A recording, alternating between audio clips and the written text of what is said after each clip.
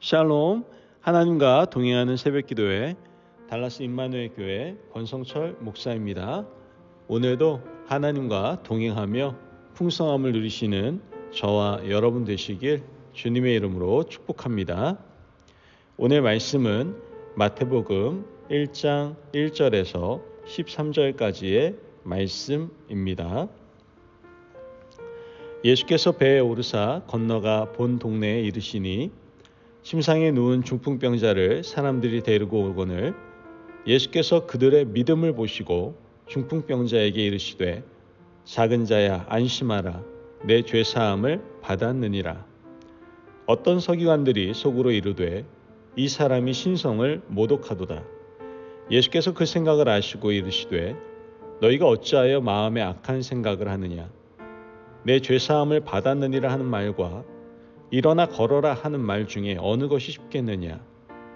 그러나 인자가 세상에서 죄를 사하는 권능이 있는 줄을 너희로 알게 하려 하노라 하시고 중풍병자에게 말씀하시되 일어나 내 침상을 가지고 집으로 가라 하시니 그가 일어나 집으로 돌아가거늘 우리가 보고 두려워하여 이런 권능을 사람에게 주신 하나님께 영광을 돌리니라.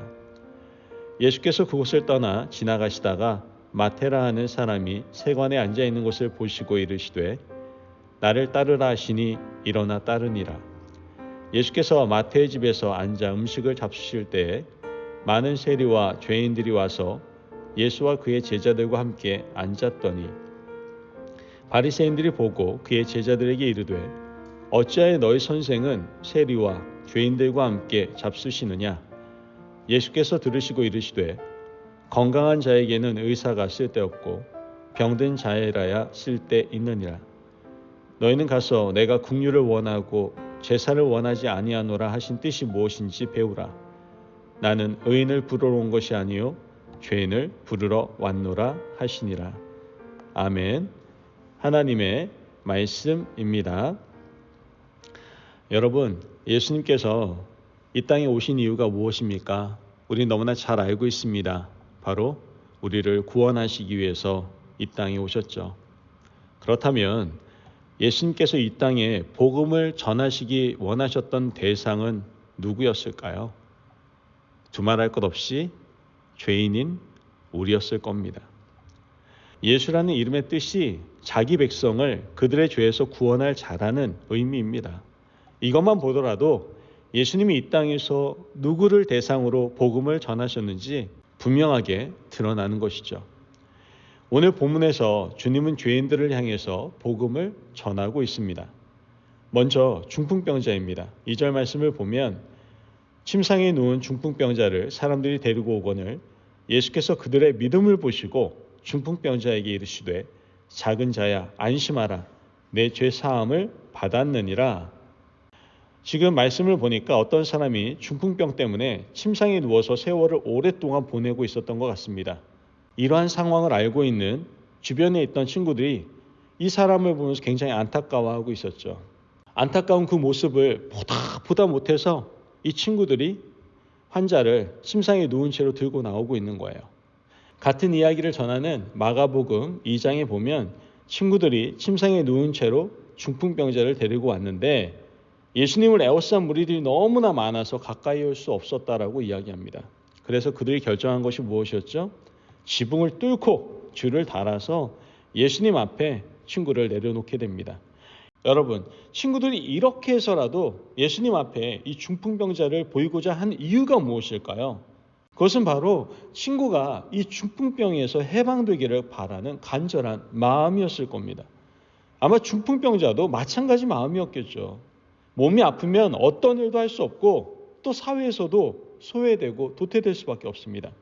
그러므로 누구든지 이 상황이 되면 병이 낫기를 간구하지 않겠습니까? 그런데 이 마음을 아는지 모르는지 예수님은 중풍병자에게 이렇게 말씀하십니다. 작은 자여 내 죄사함을 받았느니라. 여러분, 지금 중풍병자와 친구들은요, 이 말씀 듣기 위해서 온 게 아니에요. 이건 답이 아니에요. 얼른 병 낫고 일어나서 일상으로 돌아가기를 원하는 것이 그들의 마음이었어요. 그런데 주님은 죄사함을 먼저 선포하셨다라는 것이죠. 친구들에게 있어서는 정말 당황스러운 말씀이었을 거예요. 죄사함을 얻기 위해서 주님 앞에 나온 것이 아니잖아요. 그런데 우리가 여기서 주목해야 할 것은 바로 예수님의 관심입니다. 예수님의 관심은 외면과 삶의 모습이 아니라 바로 우리 영혼에 있다라는 것이죠. 우리 영혼이 하나님께 뿌리를 두고 있는지 그렇지 않은지 주님은 마음과 심령을 꿰뚫어 보고 계시는 겁니다. 그런데 사람들은 상대방의 내면은 크게 관심이 없습니다. 그들은 오히려 우리의 외적인 모습에만 관심을 갖죠. 얼마나 건강한지, 어떤 집에 사는지, 어떤 차를 타고 다니는지 이런 것에 관심을 갖는다는 거예요. 여러분 어떠십니까? 우리도 예수님처럼 상대방의 내면과 중심을 보고 있습니까? 그렇지 못한 모습이 있다면 이제 주님처럼 영혼에 깊은 관심을 가질 수 있는 저와 여러분이 되시기를 바랍니다. 아멘. 예수님이 그렇게 하셨기 때문이죠. 여러분 우리가 조금 더 깊이 생각해 보면 주님이 왜 이렇게 영혼에 관심을 가지시는지를 알 수 있습니다.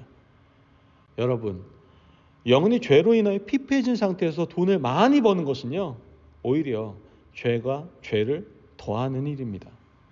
자녀들의 영혼이 바로 서 있지 않는데 번성하고 잘 됩니까? 여러분 그거 너무 좋아하지 마세요. 그 자녀에게 지금 위기가 닥친 겁니다. 여러분 바람직하지 않습니다. 죄의 문제를 해결하지 못했는데 건강하면요 그 육신으로 오히려 죄의 종노릇을 하게 됩니다. 그러므로 주님은 영혼의 문제가 무엇보다 중요하다라고 오늘 이 시간 우리에게 말씀해 주고 있는 거예요. 그러므로 우리가 주님 앞에 기도할 때마다 무엇을 기도해야 되겠습니까? 먼저 영혼을 돌봐달라고 기도할 수 있어야 된다는 것이죠. 주님은 그의 영혼을 만지신 후 중풍병자와 친구들 소원대로 육체의 병을 고쳐주시는 것을 우린 보게 됩니다. 6절 말씀을 보면 그러나 인자가 세상에서 죄를 사하는 권능이 있는 줄을 너희로 알게 하려 하노라 하시고 중풍병자에게 말씀하시되 일어나 내 침상을 가지고 집으로 가라 하시니 말씀을 보니까 드디어 그토록 원하던 육체 문제가 해결이 되었습니다. 주님이 일하시는 순서는 영혼을 먼저 고치시고 그 다음에 육체를 고치시는 거예요. 이것이 바로 예수님의 순서였습니다. 그러므로 우리도요. 주님을 본받아서 영혼을 최우선 가치에 두고 그 다음 육체의 일을 도모할 수 있는 저와 여러분이 되시기를 간절히 바랍니다. 말씀을 계속 보면 중풍병자를 고치신 후에 예수님은 세리 마태에게 갔습니다. 예수님은 그곳에서 마태를 제자로 불러주셨죠. 마태는 예수님의 부르심에 응답했고 그 후에 마태의 친구들을 불러 잔치를 벌이고 있습니다. 10절 말씀을 보면 예수께서 마태의 집에 앉아 음식을 잡수실 때에 많은 세리와 죄인들이 와서 예수와 그의 제자들과 함께 앉았더니 여러분 말씀을 보면 예수님께서는 누구와 지금 잔치 즉 식사를 나누고 계십니까? 바로 세리와 죄인들과 함께 식사를 하고 계시는 것을 우리는 보게 됩니다. 어떻게 보면 겉모습을 볼 때 가장 악하고 더러운 사람들이 예수님과 함께 식사를 하고 있었던 것이죠. 예수님께서 이런 그림을 만드신 목적은 단 한 가지예요. 바로 죄인들 때문입니다.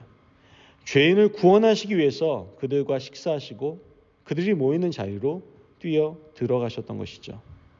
그런데 이런 예수님의 모습을 본 바리새인들이 한마디 던지는 것을 보게 됩니다. 11절 말씀을 보면 바리새인들이 보고 그의 제자들에게 이르되 어찌하여 너희 선생은 세리와 죄인들과 함께 잡수시느냐. 바리새인들은 세리와 창기, 죄인들을 용납하지 못하는 사람이었습니다. 그들 나름대로 철저한 기준이 있었기 때문이겠죠. 그들은 민족의 고열을 빨아먹는 세리들과 함께할 수 없었고 세리의 친구들인 창기는 더더욱 함께할 수 없다라고 생각했습니다. 그런데 예수님이 복음을 전하려고 하는 대상은 바리새인들이 싫어하는 죄인들이었다라는 것이죠. 예수님이 이 땅에 오신 최초의 목적이 죄인의 영혼 구원입니다. 그런데 바리새인들은 생각이 달랐던 것 같아요. 바리새인들은 죄인들을 자신의 기준 울타리 밖에 내놓고 상종하지도 않았습니다.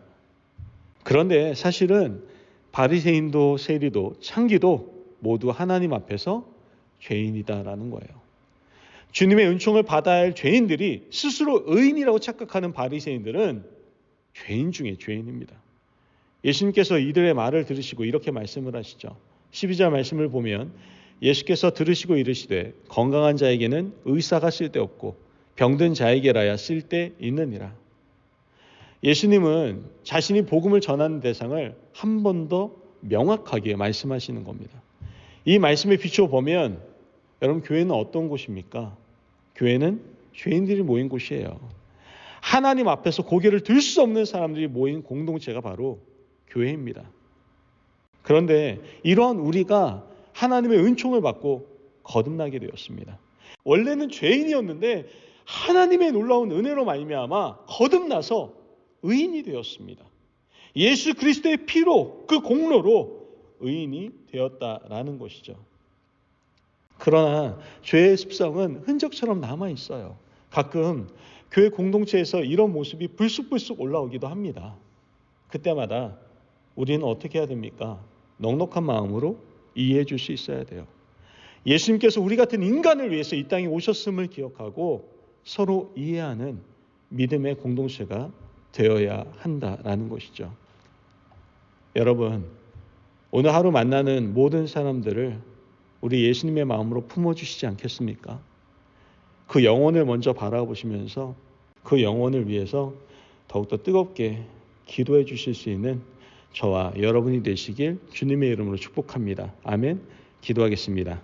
사랑이 많으신 아버지 하나님, 감사합니다. 오늘도 우리에게 귀한 말씀의 은혜를 허락하심을 감사를 드립니다. 예수님께서 이 땅에 오신 이유 바로 죄인인 우리를 위함임을 다시 한번 깨닫게 됩니다. 하나님, 우리에게 베풀어 주신 그 놀라운 은혜를 기억하며 지금 이 세상에 존재하고 있는 불쌍한 영혼들을 예수님의 마음으로 바라보게 도와주시고 그들을 위하여 마음을 찢으며 눈물 흘리며 기도할 수 있는 저희들 되게 하여 주옵소서. 감사하며 예수님의 이름으로 기도합니다. 아멘. 오늘도 하나님과 동행하며 풍성함을 누리시는 저와 여러분 되시길 주님의 이름으로 축복합니다.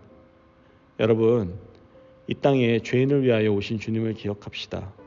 그리고 온전히 주님을 따르며 우리에게 허락되어진 우리 주위에 있는 불쌍한 그 영혼을 우리가 바라보며 그들을 위해서 기도할 수 있는 하나님의 사람들 되시기를 바랍니다. 말씀만 승리하십시오.